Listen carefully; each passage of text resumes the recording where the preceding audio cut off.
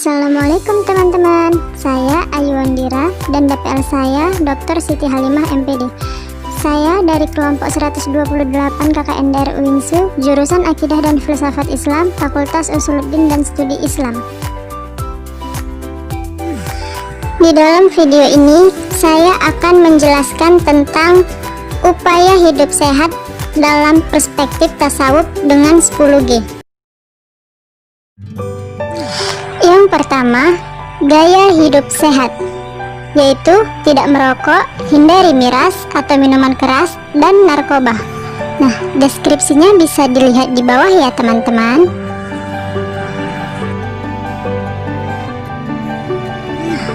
Allah berfirman dalam Al-Quran Surah Al-Ma'idah ayat 90 yang artinya, "Hai orang-orang yang beriman, sesungguhnya meminum khamar, berjudi, berkorban untuk berhala, mengundi nasib dengan panah adalah termasuk perbuatan setan. Maka jauhilah perbuatan-perbuatan itu agar kamu mendapat keberuntungan."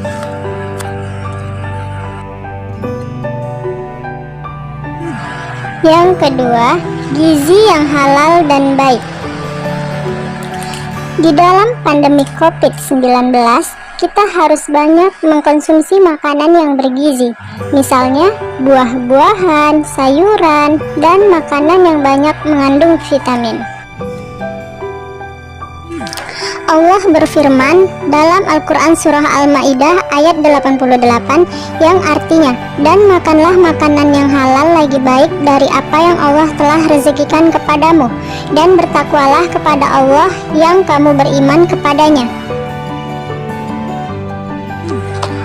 Yang ketiga, gerak badan, teratur dan terukur sesuai kondisi badan dan usia, minimal 5 kali dalam seminggu. Nah, contoh olahraga yang menyehatkan tubuh antara lain, yang pertama, berlari, yang kedua, bermain bola, yang ketiga, senam, dan yang keempat, memanah. Dan masih banyak lagi ya teman-teman contoh olahraga yang dapat dilakukan. Rasulullah SAW bersabda, "Mukmin yang kuat lebih baik dan lebih Allah cintai daripada mukmin yang lemah, dan pada masing-masingnya terdapat kebaikan. Bersemangatlah terhadap perkara-perkara yang bermanfaat bagimu, dan mohonlah pertolongan kepada Allah, dan janganlah engkau bersikap lemah." Hadis riwayat Muslim. Yang keempat, genapkan tidur 7-8 jam per hari. Dalam perkembangan ilmu medis menyebutkan, salah satu cara paling efektif dalam menjaga kesehatan adalah tidur yang cukup. Allah juga berfirman dalam Al-Quran Surah Al-Qasas ayat 73 yang artinya, "Dan karena rahmatnya Dia jadikan untukmu malam dan siang supaya kamu beristirahat pada malam itu, dan supaya kamu mencari sebahagian dari karunia-Nya, dan agar kamu bersyukur kepadanya." Yang kelima, giatkan amal ibadah. Giatkan amal ibadah seperti mengerjakan sholat wajib, mengerjakan sholat sunnah, mengerjakan puasa sunnah, mengikuti majelis taklim, dan memperbanyak membaca Al-Quran. Di dalam Al-Quran Surah Az-Zariyat ayat 56, Allah berfirman yang artinya, "Dan aku tidak menciptakan jin dan manusia, melainkan supaya mereka mengabdi kepadaku."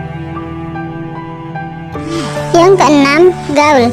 Gaul yaitu menyambung tali silaturahim dengan keluarga dan sahabat, tidak hanya berdiam diri dalam kesunyian di rumah. Dari Abu Hurairah, Rasulullah SAW bersabda, "Siapa yang suka dilapangkan rezekinya dan dipanjangkan umurnya, hendaklah dia menyambung tali silaturahim." Hadis riwayat Bukhari dan Muslim. Yang ketujuh, galakkan hobi seperti rekreasi, memancing, memasak, dan lainnya. Yang kedelapan, give, memberi sesuatu yang bermanfaat bagi orang lain. Allah berfirman dalam Al-Quran surah Saba ayat 39 yang artinya, katakanlah sesungguhnya Tuhanku melapangkan rezeki bagi siapa yang dikehendakinya di antara hamba-hambanya dan menyempitkan bagi siapa yang dikehendakinya. Dan barang apa saja yang kamu nafkahkan, maka Allah akan menggantinya, dan dialah pemberi rezeki yang sebaik-baiknya. Yang kesembilan, gegana, yaitu gelisah, galau, dan merana.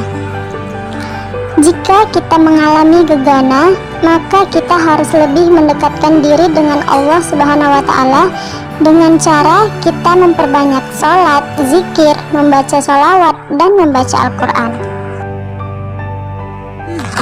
Allah berfirman dalam Al-Quran surah Ar-Ra'd ayat 28 yang artinya, yaitu orang-orang yang beriman dan hati mereka menjadi tentram dengan mengingat Allah.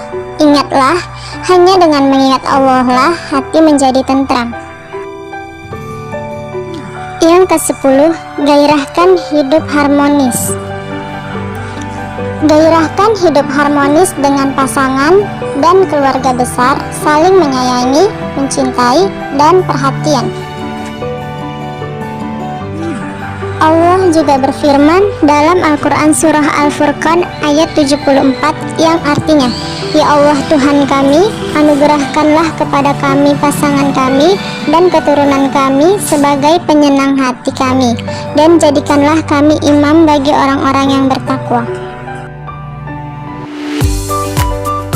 Sekian video dari saya, semoga bermanfaat untuk kita semua.